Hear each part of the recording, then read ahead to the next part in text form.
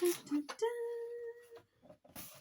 I have got a set of Inktense pencils, and it's the big set. It's exciting.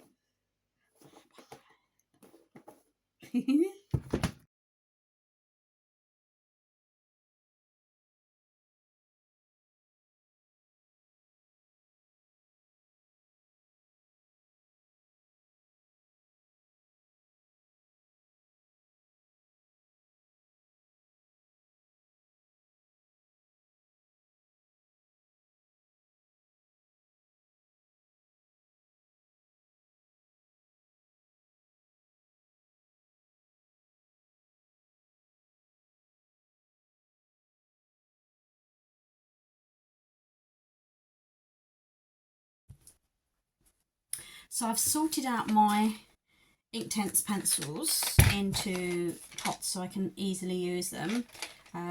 Pringles pots with a bit of paint on were perfect, and I've sorted them out in colour groups so they're nice and easy to find.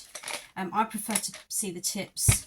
I know some people store them sort of that way up so you can actually see the name, so I am constantly pulling them out looking at the names, but it works for me. I like to be able to sort of see the colours and grab them. So why have 3 different colour charts for the same pencils? So I started off with my usual colour chart. All the colours on there. Obviously I had my original set and then I added in the other colours afterwards. They're all sort of dotted about a little bit, higgledy-piggledy. So this is my set to have an overview. If I'm looking to match a particular colour, I can have a quick glance at this and see what colours I have. This is just done in a sea white sketchbook, and the colour, you can see the colours taken really well. Sorry, I'm doing this on selfie mode, so the writing's probably backwards. But yeah, so you can see it's a good representation of the colour. I can see what the number of the pencil is if I needed to reorder one.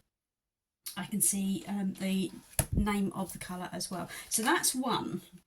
But what I was finding was when I was trying to grab say the right green when I'm doing landscapes, I found it useful to actually do myself some colour swatches. So these I've done on watercolour card, and I've done them in family colour groups. I have got a couple of duplicates on here where the same colour features twice because it fitted in with a different palette. There's an odd couple that I've had to sort of move to the back as well. So this is my at a glance, let's compare all the blues, all the yellows, all the greens, etc, etc. And that is really handy. So if we take a look at the greens, if I'm trying to find a particular green to match foliage, I find this really helpful because if I've got the scene in front of me, I can literally hold it up and go, yes, that's the best match of green. So that was what led me to do these ones. But I have actually got another colour chart that I've done out, and that's these little cards here.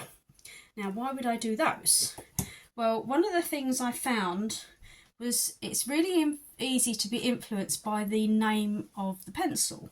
So if it's a something green or something blue, you know, you just get influenced of, oh, okay, that fits with the greens, the blues, etc, etc. And what I wanted to do was have something where I wasn't influenced by the name of the colour. So hence these. Now these are just done out, so they've all got the names and numbers on the back, and I've filled them in by colouring them in, and then I've painted over half of it so I can see it painted. Now if I was doing these again, I would do them on watercolour card. I did them on just some cartridge, any random, I can't even remember what I used now, some random cartridge paper I had, and it hasn't coloured very well when I've gone over with the wet. So if I was doing them from fresh, I would do them onto watercolour card.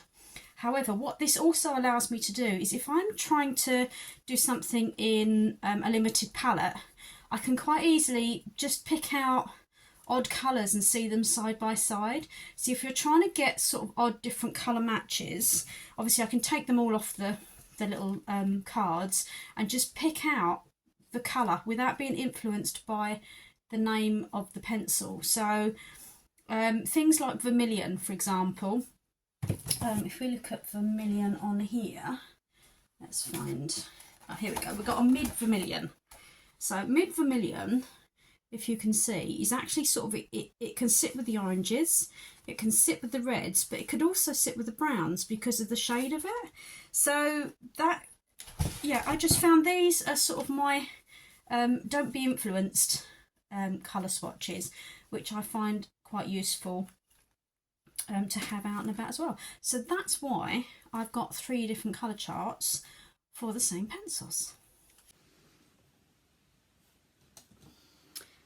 So I've got one here that is, I don't know if you can read that, it's beach green, and I was thinking, what's a beach got to do with green? Beaches are sandy, and then I realised it's beach as in tree beach.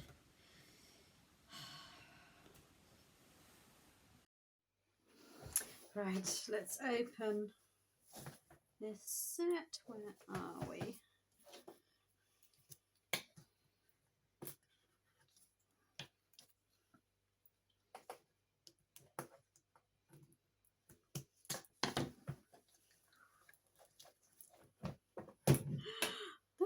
Look at this.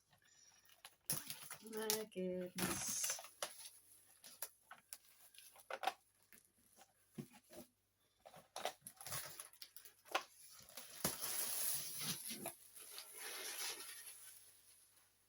So this is not just one tray.